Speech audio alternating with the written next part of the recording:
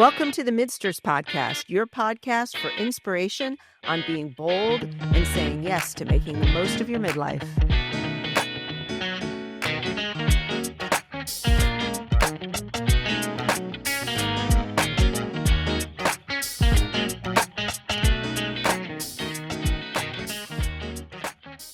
Susan, thanks for joining us. Oh, I am so delighted, Marianne and Leslie Ann. I've been looking forward to this conversation. Well, I thought it was fun that you reached out to me because you listened to one of our podcasts. That's how this kind of evolved, and I was thrilled about it.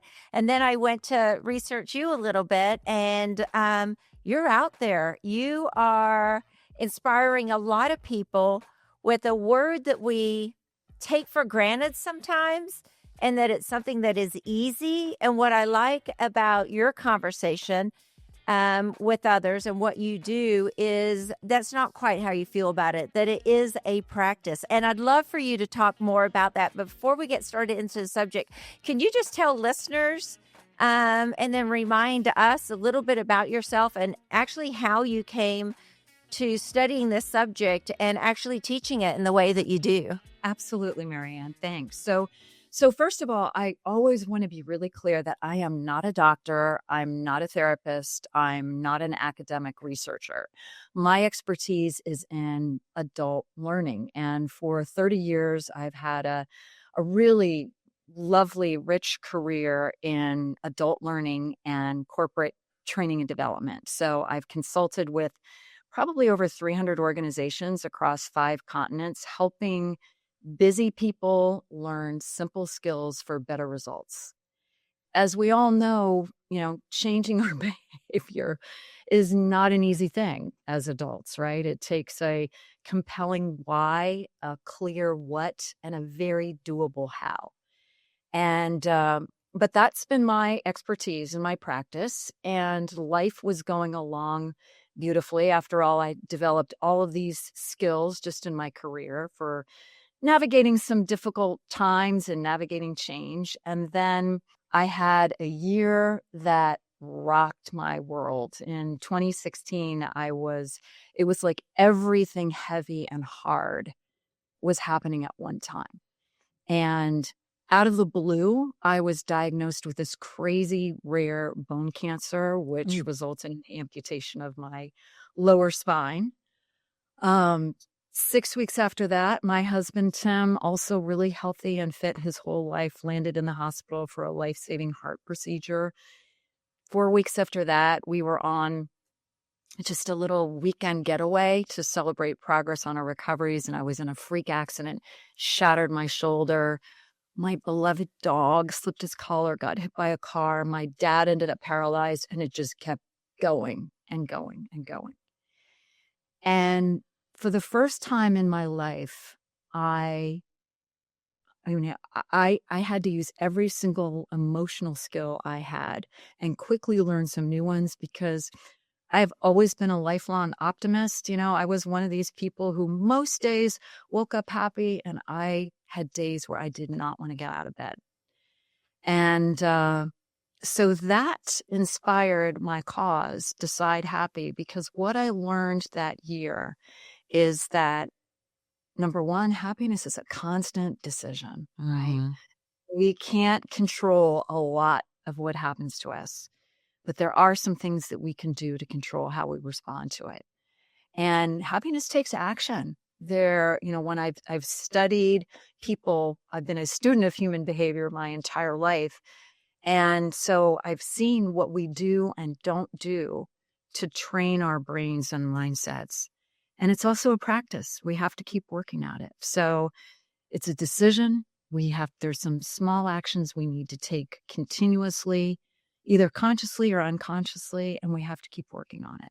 So my Decide Happy mission is to share these tools for less stress, more joy, so that, we can live a happier, less stressful, more meaningful life.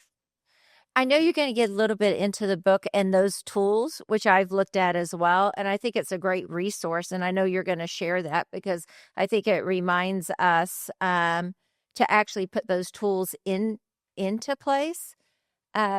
My question is, you've been doing it for a few years now. Has it become innate to you, like where you don't have to like rehearse it in your head about these are the things that might allow you to continue that happiness from day to day? When you're not down, especially Yeah. the Oh, that's a great resilience. question. Yeah, that's a great question. I have become much better at it, and I am a work in progress, ladies. Every day I work at this. The best metaphor I can think of is it's kind of like building a muscle, like going to the gym, right? And the more you do, the more the easier it is to pick up that weight, but it's still work, and you still have to go to the gym. And you know, I had I had a moment recently where my husband and I have a little tiny place in South Florida that we love, and there's construction going on right across the street. So there's dust and there's noise and there's cranes, and we were both pretty crabby about it, and it was like, you know what? We have to make a decision here. Are we going to be crabby about it, or are we going to put our ball caps on, walk out into the sunshine, and focus on, how lucky we are, to have worked this hard in our life and be able to have this little place in paradise, even with the dust. What is your top tip for cultivating happiness? Where do people get started if they want to change their mindset? I think it starts with how we wake up in the morning. And so have you ever had this happen where you wake up in the morning and Marianne, I know you're just back from a trip, so your mind's probably going with all the things you have to do, and you start stacking up. Oh my gosh, I have to follow up on this, and I have to call the plumber because the faucet needs to be fixed. And, I need to, call my mom or my dad and make sure they're okay. And I'm working on this project. And we start stacking up all of the stressful things before we're even out of bed in the morning. And so when that happens, I want you to just stop, kind of take 3 deep breaths. And the first thought, just thank you. Just thank you for this day. And regardless of what your beliefs are, if you believe in God or you believe in the universe, or you're just thanking your body for waking you up to this new day. I mean, we all woke up to this day. Not everybody is so lucky. And then think about, what are you excited about during the day? Is there something you could learn? So to your question, Leslie Ann, I think shifting your focus from all of the gray to the grace. So, and from all the things we worry about, we stress over, to what could I be excited about? What am I grateful for? Is there something cool ahead of me today? I think that's number one. Another thing, I mean, here we are. I know your focus is women and men, certainly, but in midlife. And I love that. And Marianne, you've talked about how this age is lightning in a bottle. And I think that's so powerful. And we have to remember that we have earned the right to trust ourselves. We have earned the right. Trust is based on evidence and proof. And at this point in our lives, all of us have been through stuff. We built that muscle. We have earned the right to trust that whatever happens today, we've got this. So those are just 2 things. So what I hear you saying, and I think this is interesting because we've done a podcast on the notion of gratitude as a choice in life. There's a connection between gratitude, between confidence, and inspiring your own happiness. Is that kind of summarizing sort of? Definitely. And gratitude is one of the practices that I talk about in Decide Happy. It's probably one of my go-tos because it can be instantaneous. You don't need to be writing in a journal. You can be in the middle of the moment and think, okay, what am I grateful for? What can I learn from this? And it also helps us get through those really tough times. That year, I call it the year that shall not be named.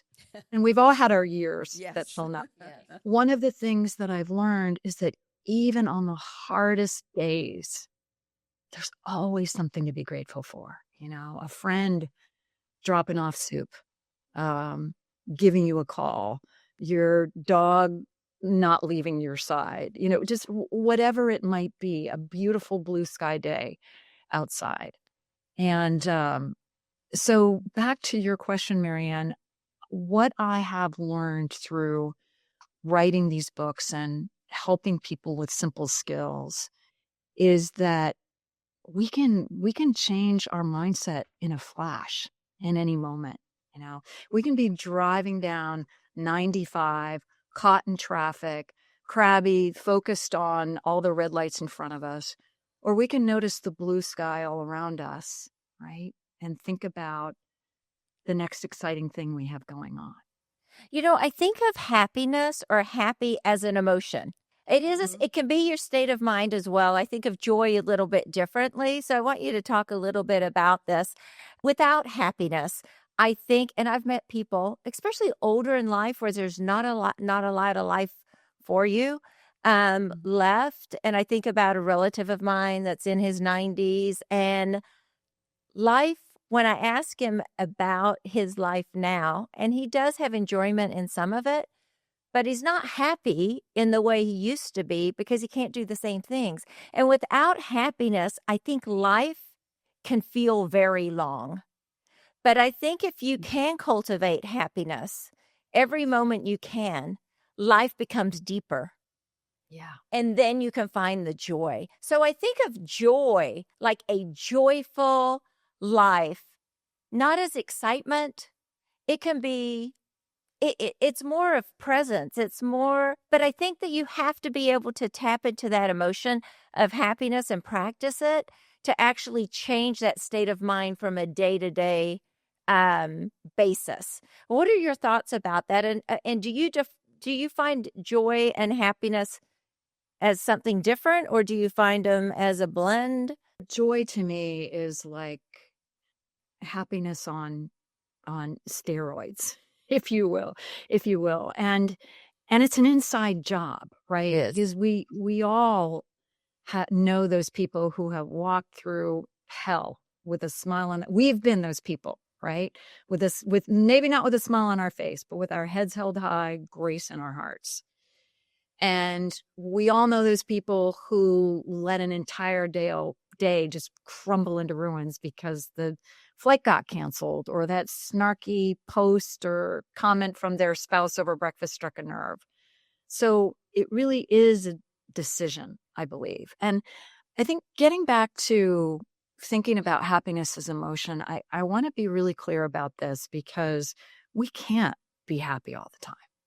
And in fact, there's really interesting research from UC Berkeley that we human beings have 27 plus emotions. And I truly believe that it's our responsibility for the full human experience is to experience all of those emotions and let ourselves feel it all. But when we get tired of feeling crabby or afraid or anxious or overwhelmed, we can decide and do some little things differently. And so I want to define what I mean by happiness, because I used to think of happiness was something, it was really related to circumstances, right? What was going on in my life? If, I met that perfect guy, if the project worked out the way I wanted to, if the number on the scale, the bathroom scale, was in the range that I wanted, then I got to be happy. And the more I live on this planet Earth, the more I realize it is an internal job. And that when we hang our happiness or joy on the accomplishment of something outside of ourselves, that puts our sense of joy, that hangs it on some future event that we may have no control over. So what I mean by happiness, there's 4 pillars. One is a sense of love and connection, right? With our families, our loved ones, our animals, nature, ourselves. 2 is a sense of calm and peace. And I'm really working on that in my life right now. That sense of no matter what happens, I got this. 3rd is contribution. and making a difference. And I think as we reach middle age and older too, and maybe your 90-year-old friend, Marianne, is feeling like, I think we're happier when we realize I've made a difference, whether it's getting behind a cause that's meaningful to us, whether it's helping one person in the moment. And then the fourth is a sense of moving forward, making progress. We human beings love putting one foot in front of the other. We hate feeling stuck, although we've all been there. So for me, I define happiness as a sense of love and connection, calm, contributing to others, and moving forward. And what's important about this is no matter what's going on in your life, and maybe for your 90-year-old friend, can he experience love and connection in the day? Can he experience a sense of calm and gratitude, or helping somebody else? Even if it's holding the door for his neighbor, could it be a sense of moving forward? I have a 93-year-old friend who called me all excited to tell me that she just beat the pants off of her friends playing canasta, right? She's learning something at that age, continually learning and growing. So that is what I mean by happiness. Does that? Yeah. Oh, yeah. I would add one more that I felt, and happiness and joy are a little different to me, but we all interpret those things differently. But I had a recent experience where I end up feeling relief and just happiness in relief. So relief and calm are big things to me. And I know Leslie Ann a little bit here, or I know Leslie Ann a lot here. And I think that one of the things that brings her happiness and me too is community, connectiveness, what you're talking about. And then we're allowed to feel that gratitude as well. I want Leslie Ann actually to speak about something. I'm going to put her on the spot here for a minute. I want your thoughts about it. She talks about this incredible experience where she went to Tanzania. She went to Africa. She went to Tanzania, and she saw people that were happy in the worst of circumstances. No fresh water, nothing. But also they exuded. She took videos and she took pictures. And honestly, it was way more than happiness in those pictures. It was like this joy, like this physical look of joy. And maybe they practice happiness every day because they only know suffering, but I think that in their mind, it wasn't suffering. In our mind, we would be suffering in that circumstance. And so perspective being some, but I want her to tell you a little bit. I probably said too much about her experience. I just want you to talk about that and how we can get to that point. I think actually listening to you, Susan, some of what you said absolutely makes sense in that context, because even though they don't have physical things, what they did have, going back to the points you just made, they have a strong sense of community. They have a lot of love for one another because they are all they have. They don't have anything else. And in fact, one of the people in the village said to me through a translator, because I don't speak Swahili, they don't count on the government to give them anything because they live in a rural village and they're sort of outside of the scope of what development is happening. So they rely on one another and they take care of one another. So it's that sense of community. It's also that sense of sort of moving forward day to day because they do small things to look after one another. And I wouldn't have put that together, but listening to you, I can see how that would cultivate what I saw in them. So in those pillars, and I think that that's what you talked about, Susan, it's not about money. It's not about circumstance. It's about, and that's kind of like, that's kind of like the discussion I wanted to have here, because you did bring it up, and man, you should see these pictures. I mean, these people don't have shoes. These people have dirty water, and it's infectious. Like when you're in their presence, you do feel happiness and contentment really exuding from them. Joy. It's incredible. What a powerful experience. Did you want to come home and just clean out all of your stuff? It absolutely makes you realize that stuff is not the way to happiness. It really is an internal thing. I see that the connection is between their focus, and there's no distractions. They don't have TV. They're in the village all day long, really just interacting with one another. So there's nothing to kind of take them away from the really important stuff. As I grow older and hopefully wiser too, I mean, stuff is, it's not only doesn't make me happy anymore, I mean, I want to get rid of it. There's a practice in Decide Happy called clear the clutter. And it's more about clearing the clutter from our brain and focusing and being present. But there's something freeing, isn't there, about cleaning that closet or the drawer, or, my husband loves to go to the dump, like we'll clean out part of the garage or whatever and just ship it or give it away. And there's something about it. It just creates space for us to breathe, that sense of calm you were talking about, Marianne. So, when we kind of go through this time in our life where we're accumulating, but I think you had asked me one time, like, how has my view on being happy changed? It's really is about simplifying, and focusing on what matters. I mean, I'm very focused on, what do I need to say no thank you to? Right? What can we say no thank you to in our lives so that I'm not feeling overwhelmed and stressed out, and I'm giving what I'm saying yes please to 100% of my time and attention. And so that's a great metaphor. Susan, do you think everybody can find happiness if they practice the pillars and those things to tell yourself or to do every day or to cultivate in your life? Absolutely. Yeah. Without a doubt, because these it's battle tested. I mean, I told you about the year that I went through, and all of us have been through something. And yet you can find moments that are magic, in even the worst situations. I was reading Salika Jawad, I hope I'm pronouncing that, her book on the Book of Alchemy.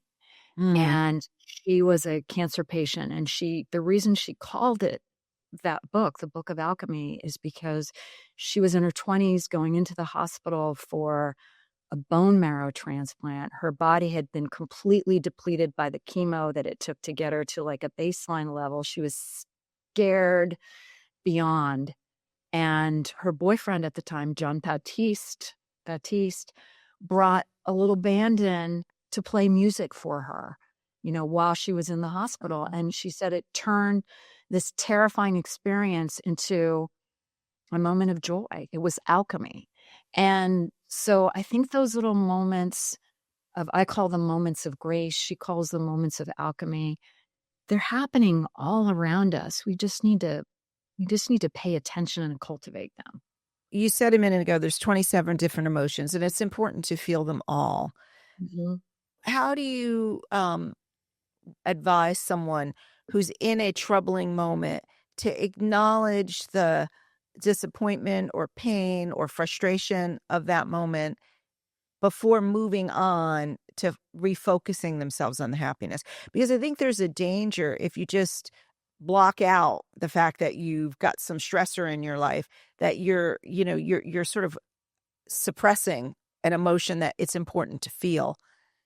Absolutely. One of the most fulfilling things that I get to do is help newly diagnosed chordoma patients. So people like me who have, their world has been rocked. And it's important to, one of the things they want to do is just talk to somebody who's been through it before and just listen. And they need to say the words and say the things that are scaring them that they don't want to say to their children or their spouse because they don't want them to worry. And there's actually a term in psychology called name it to tame it, where if you have, if you're feeling fearful, if you're feeling, terrified or angry, just name it. I feel scared. I feel terrified. And what that does is it physiologically moves that thought from the part of your brain that focuses on fight and flight to the part of your brain that focuses on reason. So by naming it to tame it, you're already beginning the process of acknowledging, this is what I'm experiencing, this is what I'm feeling, dealing with that before you move to, okay, can I make a choice? Can I take an action to feel a little bit either, and maybe not happy, but just to put one foot in front of the other at this point in my life? A number of years ago, we had a family situation where we were at an out-of-town family event, and one of the family members was just really not behaving emotionally or within the context of the group. And ultimately, as the person who had planned this outing, I said, you know what, you're actually not welcome to continue with the events for today. You need to go entertain yourself. The rest of us are going to go do what we had planned. But there was so much tension in all of us from what had transpired. And so we drove to the next thing we were going to do. And actually, before we got out of the car, I said, okay, everybody, I'm giving everybody 60 seconds to just vent. You can just curse if you want, or you can say what it is that's bothering you. But when we step out of this car, all of that energy stays here in the car, because we need to go out and celebrate what we were intending to celebrate. And it actually worked very effectively. However, later in the day, we rejoined this person, and unfortunately, it was no more pleasant later. But at least for that hour, we were able to leave it in the car. Brilliant to acknowledge it, because that elephant is going to be there, right? That was my fear, that it was going to follow us around all day. And I couldn't think of anything else to do except say, go ahead and, just curse, or just call this person names if you need to, but it has to be here. Yeah. And I think you have to go through that and feel those things, all those other emotions, to find the happiness. I mean, I do believe that, as you do, and I know Leslie Ann is, living in all those emotions allows us to appreciate each and every one of them, whether it's grief or happiness. And when one of those can't be experienced in the same way, whether physically or emotionally, I think we feel loss of those emotions as well. But I think that we need all of them to be able to actually experience all of them. I think about, and I've talked in the podcast just briefly, I had a son that was very ill at one point, and I remember he was in pain. He couldn't stay awake. He had lost relationships because he couldn't go to school. He his I mean, so many things. And I remember sitting in the doctor's office, and the doctor said, if I could just fix one of those things right now, what is it that you want to feel or not feel that maybe I can help with? And I was shocked by his answer. He said, I feel sadness, but I cannot cry. I have no tears. Therefore, it bothers me. I want to feel the tears. And that was just so poignant to me, because for him to feel happiness, even with everything going on, he wanted that simple experience of feeling the tears, to know that he was sad, to be able to actually experience that. And he felt at that time that would give him a little happiness. That was the one thing that might give him happiness. Wow. Just that release. I mean, just that release. I have a good friend who is working hard. He grew up as a child of alcoholic parents, and apparently this is, and I'm not an expert there by any means, but he was taught to kind of push down your emotions. Don't feel it, don't talk about it. And it wasn't until he was an adult and started going through therapy where he realized how much this was, impacting him, his health, the people around him. And so, yeah, you call it what it is, fully experience it. This is not about toxic positivity. It's really about training your brain for resilience by making some decisions and taking some small actions to feel more loving, calm, contributing, moving forward in every day. This has been great, Susan. We're going to wrap up, but I've loved our conversation. But can you tell listeners your website?